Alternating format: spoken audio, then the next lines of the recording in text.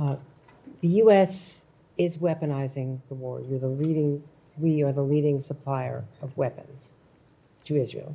At the same time, you are leading an international rescue effort to get this aid in, despite the obstacles from members of the cabinet in Israel, which have delayed the opening of more land access and still are. And as you point out, these sea routes are slow. They're slower than they should be, even because not all the ports are open. And they're not a substitute for the hundreds of trucks that could get in by land. So can you explain to the American people this incompatible policy? These policies are in conflict. We have been focused all along on two things.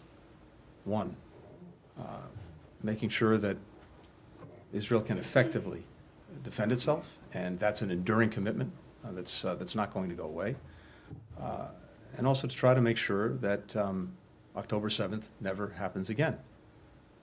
And in doing that, we're there as Israel's ally, as Israel's partner. We've also been determined from day one, that is, Israel takes steps necessary to defend itself, to ensure that October 7th doesn't happen again, that civilians are protected, humanitarian assistance gets to those who need it. And these two objectives are not in conflict. The question is whether Israel, on the one hand, is and can effectively deal with its security needs and defending the country, while at the same time maximizing every possible effort to ensure that civilians are not harmed and that assistance gets to those who need it.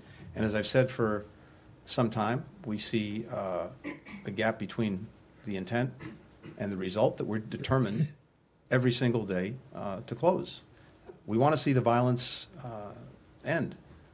We want to see this get to a point where civilians are fully protected and people get what they need to get by and ultimately to rebuild their lives. The best path forward right now would be, of course, getting an agreement on hostages. That's what we're working on intensely every single day.